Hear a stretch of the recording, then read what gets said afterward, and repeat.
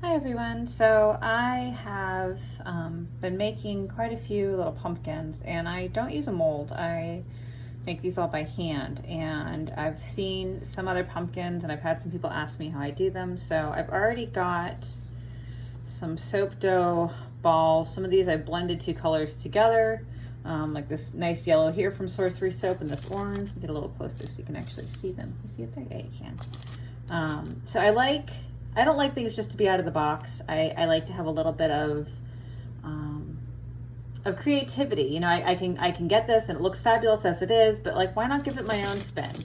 So I'm making some other embeds for something I'm not going to share just yet, and I had some extra left over, so I mix these colors together. And all I do is I take this very fancy bamboo skewer, and I just kind of start by pressing in to the soap itself. You want to press versus drag with soap dough. That's something that I learned from B and I learned the hard way. And then once I've got these kind of real simple pumpkin looking lines in it, I go back through and I kind of pinch the tops here and here. So at each bottom and top of this, I'm gonna give it a little, dent. I guess that's the word I'm looking for, dent. I'm denting the pumpkin.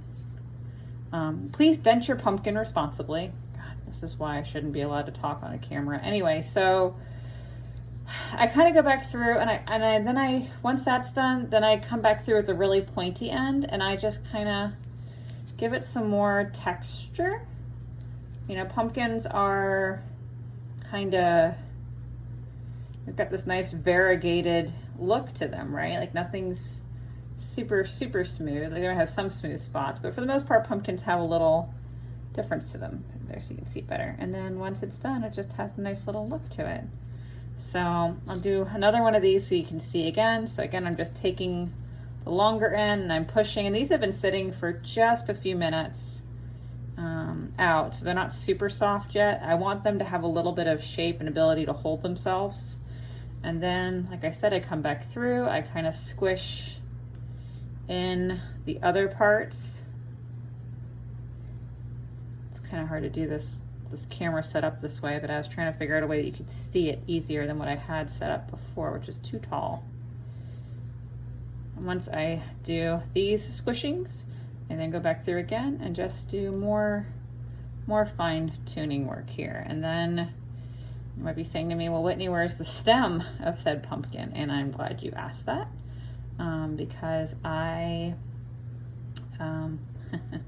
routinely call myself lazy, and I probably shouldn't say the word lazy because it doesn't have the greatest connotation, right? Like, we don't like lazy people or lazy things, but I figure that, why work harder when I could work smarter? So what I do, you can see these guys here. I'm gonna use them in a second. 1 second.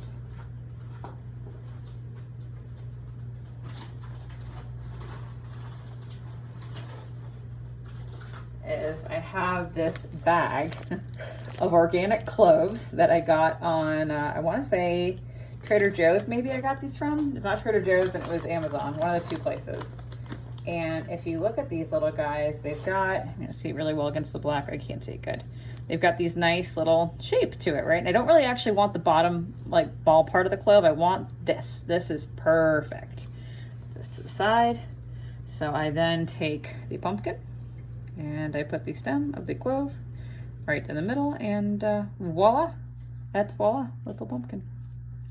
So that's how I do it.